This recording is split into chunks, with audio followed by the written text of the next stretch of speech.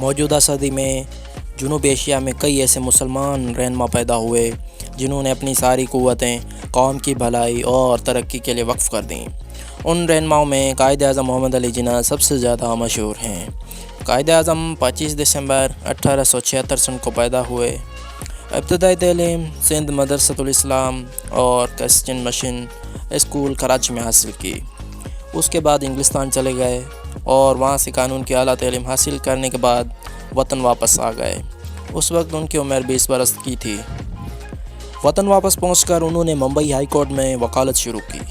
ان کی اہلیت کی بنا پر انہیں جلد ہی مجسٹریٹ مقرر کر دیا گیا۔ اس ملازمت کے دوران ان کی قابلیت کے جوہر چمکے، چنانچہ جب کچھ عرصے بعد انہوں نے اس عہدے سے استعفیٰ دے کر دوبارہ وکالت شروع کی تو ان کا شمار نہایت ممتاز اور کامیاب وکیلوں میں ہونے لگا۔ اس زمانے میں ہندوستان پر انگریز کی حکومت تھی۔ اہل ملک انگریز کی غلامی سے نجات حاصل کرنا چاہتے تھے۔ یہاں دو بڑی قومیں آباد تھیں، ایک ہندو، دوسری مسلمان۔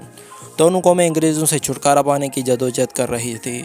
محمد علی جناح چاہتے تو ایک کامیاب وکیل کی حیثیت سے عیش و آرام کی زندگی گزار سکتے تھے، مگر وہ ملک اور قوم کے سچے ہمدرد اور خیر خواہ تھے، اس لیے انہوں نے اس جدوجہد میں بھرپور حصہ لیا۔ انگریز کے علاوہ ہندو بھی مسلمانوں کے خلاف تھے۔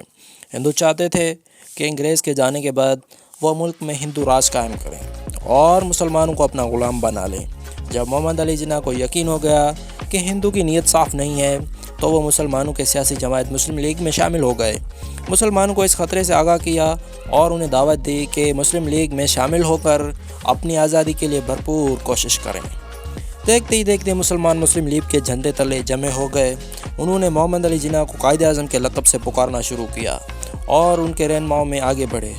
قائد اعظم کی رہنمائی میں مسلم لیگ نے مسلمانوں کے لیے ایک علیحدہ وطن کی مطالبہ کیا جہاں وہ اسلامی عقیدے کے مطابق زندگی گزار سکیں۔ پہلے تو ہندو اور انگریزوں نے اس مطالبے کو سخت مخالفت کی، لیکن قائد اعظم اور ان کے ساتھیوں نے انتھک کوششیں آخرکار کامیاب ہوئی۔ ہندو اور انگریز دونوں اس مطالبے کو ماننے کے لیے مجبور ہو گئے۔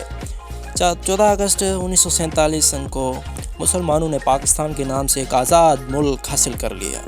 ہم قائد اعظم کے احسانات کو کبھی بھلا نہیں سکتے۔